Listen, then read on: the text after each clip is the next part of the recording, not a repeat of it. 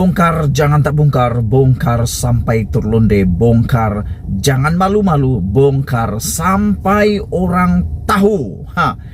Petang ini isu yang paling hangat berkaitan dengan pemecatan Tajudin Abdul Rahman sebagai MKT atau MT UMNO.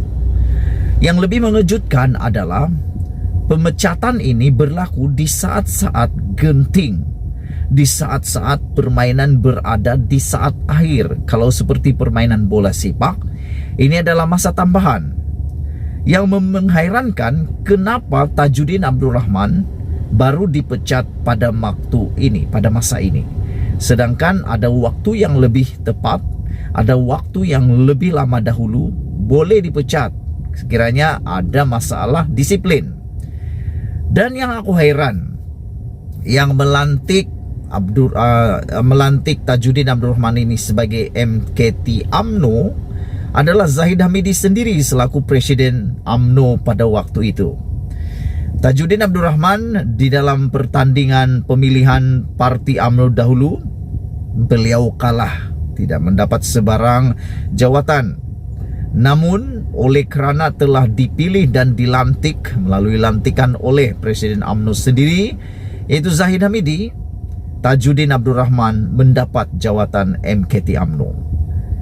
Nampaknya satu ketika dahulu mereka ini pernah berkawan rapat, pernah bersahabat rapat, atau dengan kata yang lain sehaluan, searus dan sependapat.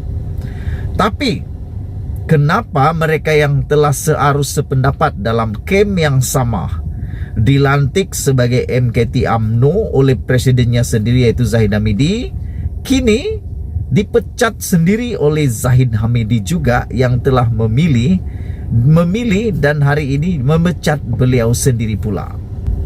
Jadi memang kita tahu Tajudin Abdul Rahman dan juga Zahid Hamidi dalam satu kem dahulu kala. Hari ini yang melantik juga telah memecat beliau.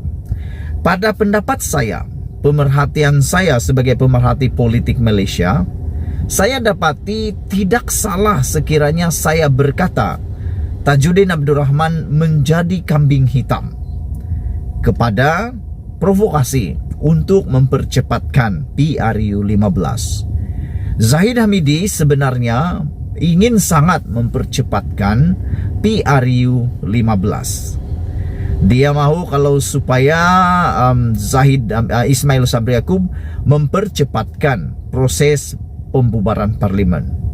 Namun Ismail Sabri Yaakob masih lagi degil dan tidak membubarkan parlimen dalam masa yang terdekat.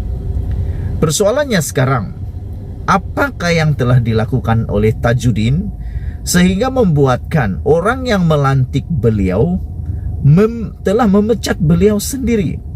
Aku hairan dengan perkara ini. Namun apabila media bertanya kepada Zahid Hamidi, Zahid Hamidi pula tidak memberitahu sebab musabab mengapa Tajudin Abdul Rahman dipecat. Ditanya Tajudin juga tak tahu. Inilah sindrom penyakit baru ahli politik.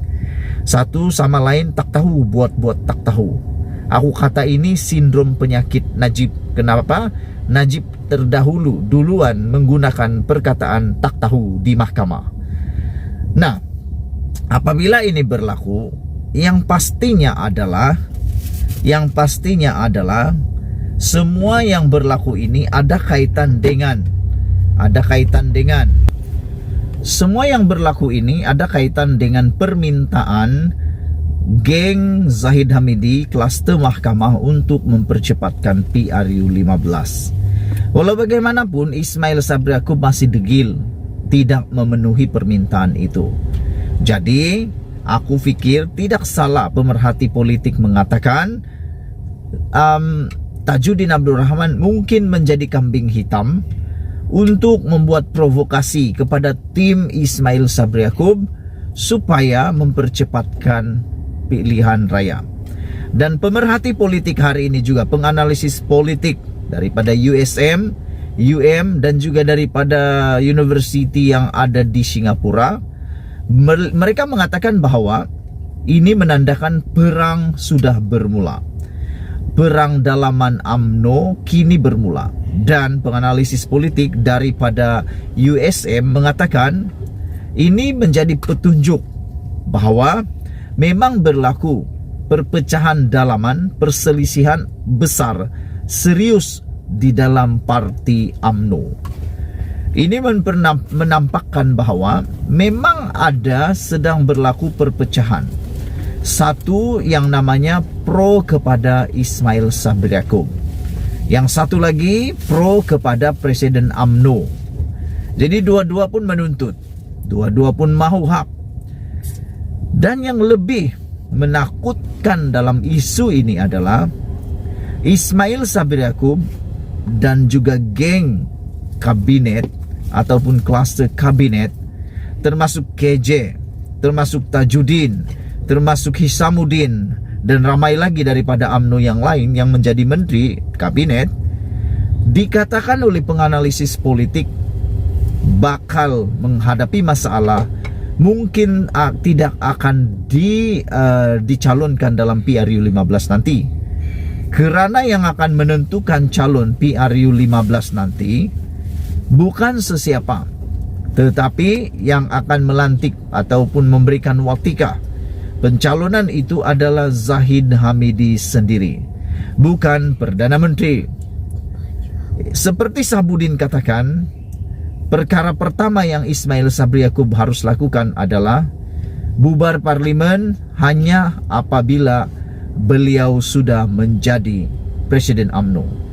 Jangan sesekali membubarkan parlimen, membuat PRU 15 sebelum Perdana Menteri Ismail Sabri Yaakob menjadi Presiden UMNO. Kerana nanti apabila PRU 15 menjelang, sekiranya ditakdirkan Barisan Nasional menang besar, siapa yang akan menjadi Perdana Menteri itu menjadi masalah besar.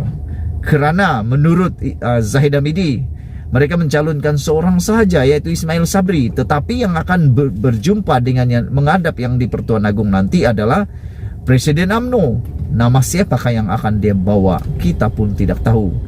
Sekiranya Ismail Sabri Yaakob menjadi presiden, tentulah nama yang dibawa adalah namanya sendiri, sah dan pasti.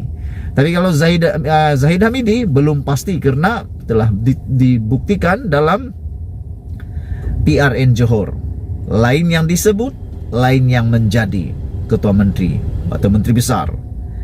Selain itu, kalau ditakdirkan juga BN kalah, siapa yang akan dipertanggungjawabkan?